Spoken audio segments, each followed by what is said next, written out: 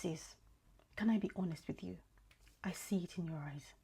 The exhaustion, the weight, the silent thought that whispers, I can't do this anymore. I'm too tired to keep going. Maybe you've been holding everything together for everyone else, smiling when you want to cry, showing up when you want to disappear, pouring out from a cup that feels bone dry, and now you're wondering if there is anything left in you at all. I want you to know this. You are not weak because you are weary. You are human, and God himself sees you in this place. Do you remember Elijah in 1 Kings 19? He was the prophet who called down fire from heaven, who stood boldly against false prophets, and yet right after his greatest victory, he sat under a tree and prayed, I have had enough, Lord. Take my life. He was tired. He was done, just like you feel right now. But what did God do? He didn't scold Elijah.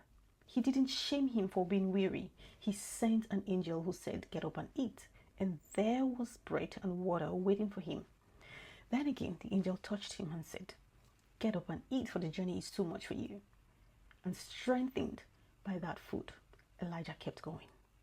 Did you see that? God did not demand more from Elijah. He gave him rest. He gave him provision. He gave him strength for the journey.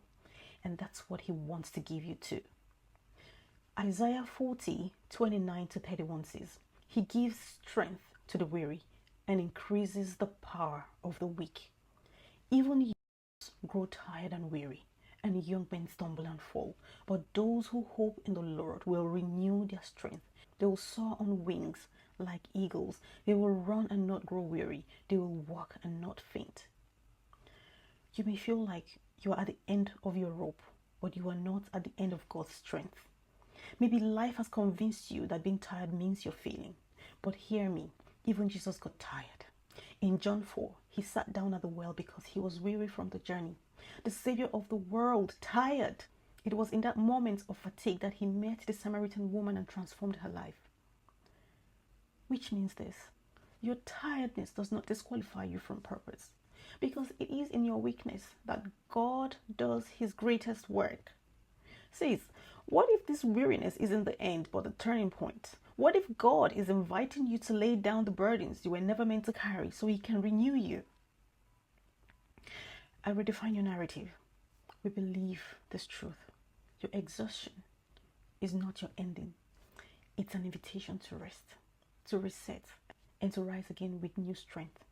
You don't have to keep pushing through your own power. You don't have to pretend to be okay when you're not. You can be tired and still be chosen. You can be weary and still be worthy. You can pause and still move forward.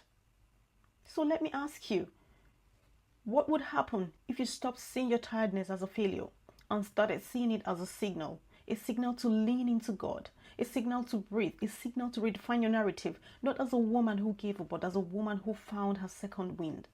You don't have to quit. You don't have to collapse under the weight of it all. You don't have to do this alone. You are not too tired to finish. You are not too weak to rise. God is your strength. And today, right now, he's whispering, daughter, rest. Daughter, breathe. Daughter, I've got you. Your story is not over. Your strength will return. And your narrative, it's being rewritten even now. So don't give up, sis.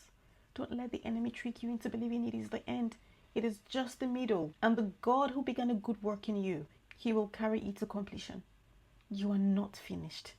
You are being renewed. God bless you.